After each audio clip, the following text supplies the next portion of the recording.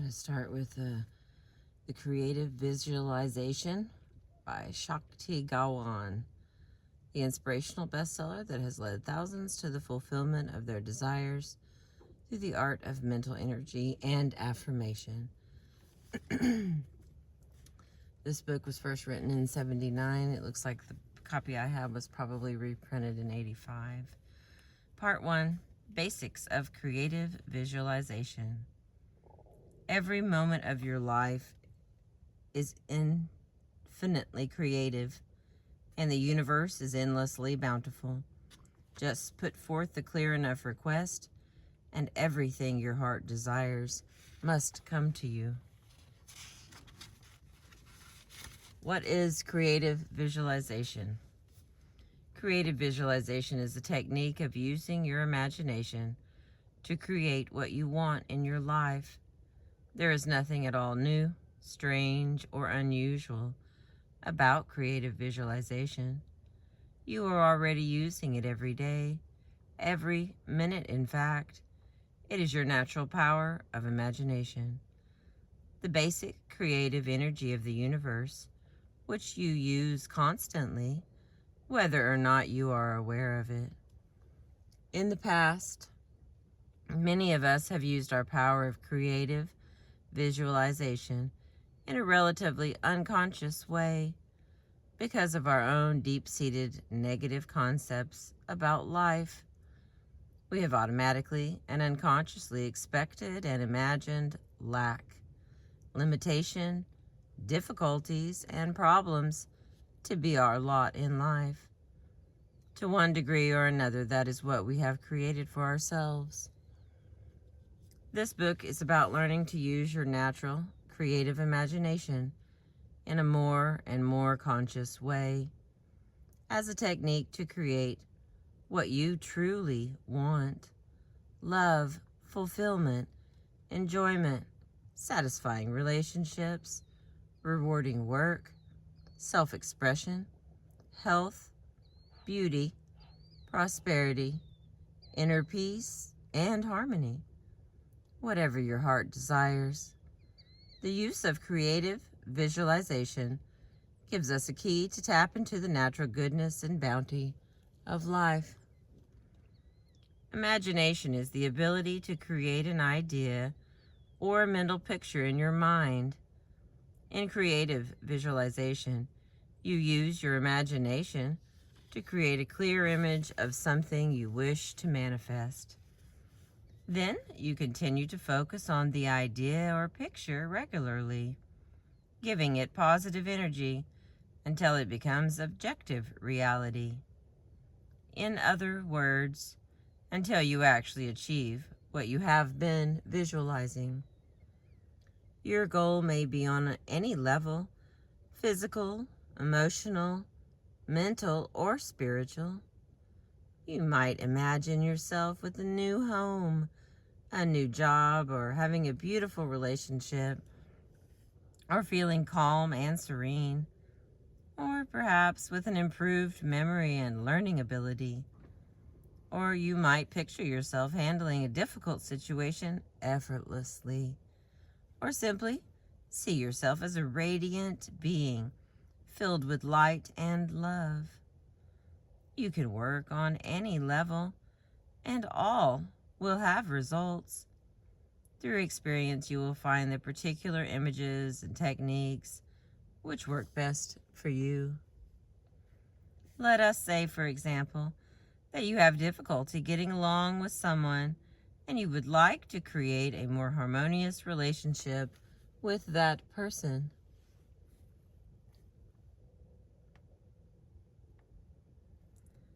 Wow, I looked away and lost my spot. There it is. After relaxing into a deep, quiet, meditative state of mind, you mentally imagine the two of you relating and communicating in an open, honest, and harmonious way. Try to get a feeling in yourself that your mental image is possible. Experience it as if it is already happening. Repeat this short simple exercise often, perhaps 2 or 3 times a day, or whenever you think about it. If you are sincere in your desire, excuse me, and intention, and truly open to change, you will soon find that the relationship is becoming easier and more flowing, and that the other person seems to become more agreeable and easier to communicate with. Eventually, you will find that the problem will resolve itself completely, in one way or another, to the benefit of all parties concerned. It should be noted here that this technique cannot be used to control the behavior of others or cause them to do something against their will. Its effect is to dissolve our internal barriers to natural harmony and self-realization, allowing everyone to manifest in their most positive aspect. To use creative visualization, it is not necessary to believe in any metaphysical or spiritual ideas, though you must be willing to entertain certain concepts as possible. It is not necessary to have faith in any power outside yourself. Excuse me. The only thing necessary is that you have the desire to enrich your knowledge and experience, and an open enough mind to try something new in a positive spirit. Study the principles, try the techniques with an open mind and heart, and then judge for yourself whether they are useful to you. If so, continue using and developing them, and soon the changes in life and in your life, in yourself and in your life, will probably exceed anything you could have originally dreamed of. Creative visualization is magic in the truest and highest meaning of the word.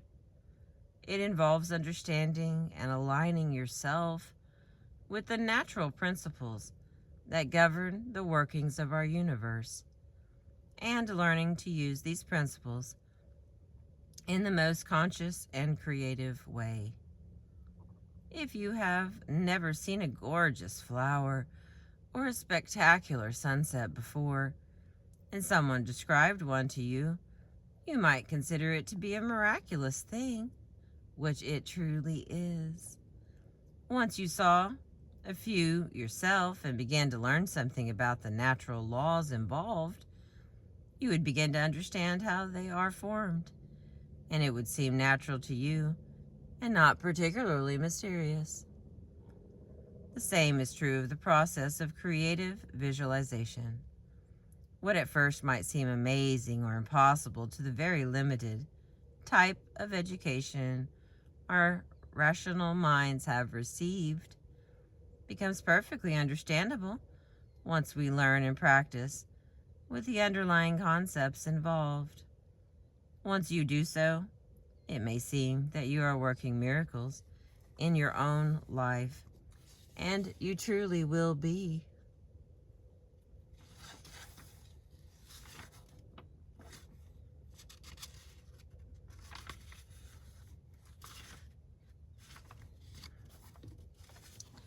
Go just a little further. The next one is how creative visualization works.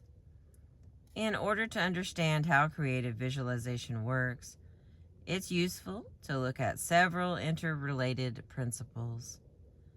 The physical universe is energy.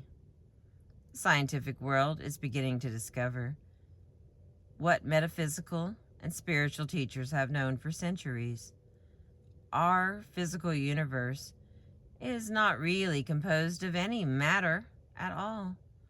Its basic component is a kind of force or an essence that we can call energy.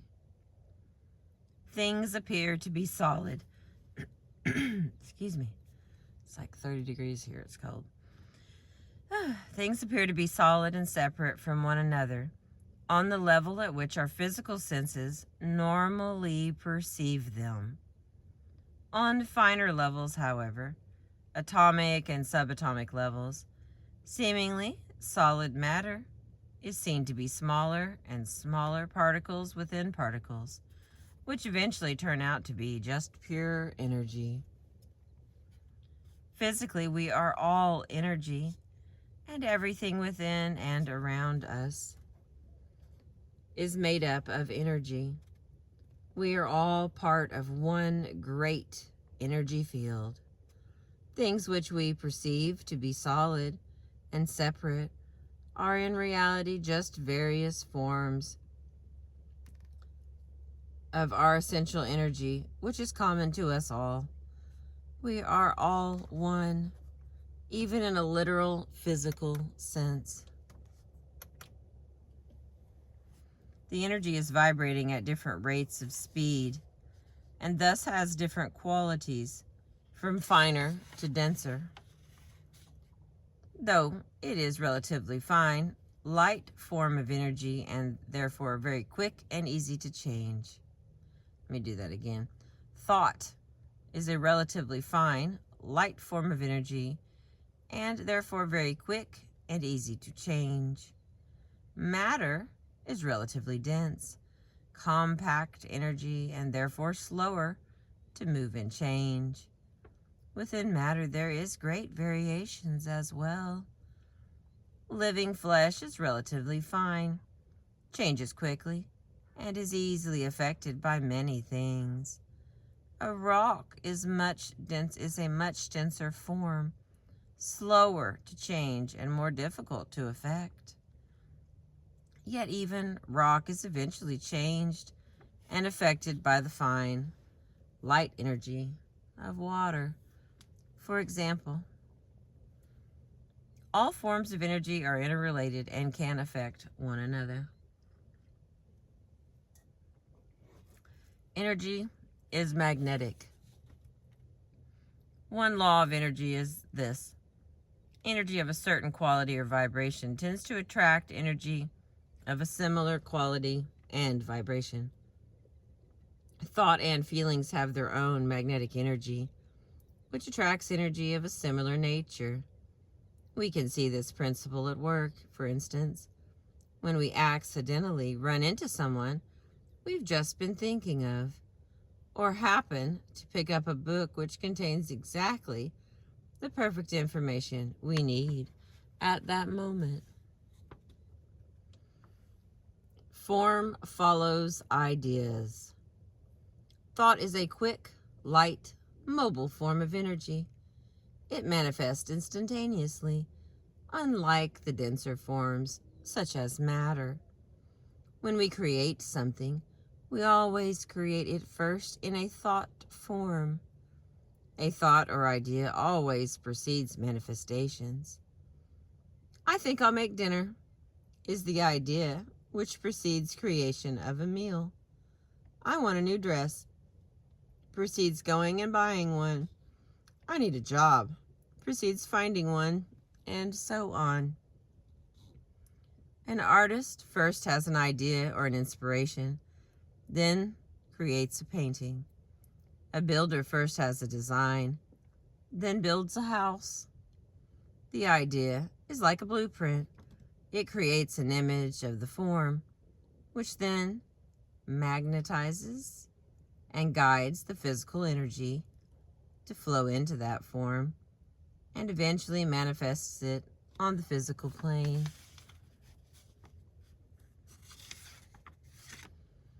The same principles hold true, even if we do not take direct physical action to manifest our ideas. Simply having an idea or a thought, holding it in your mind, is an energy which will tend to attract and create that form on the material plane. If you constantly think of illness, you eventually become ill. If you believe yourself to be beautiful, you become so. The law of radiation and attraction. This is the principle that whatever you put out into the universe will be reflected back to you. As you sow, so shall you reap.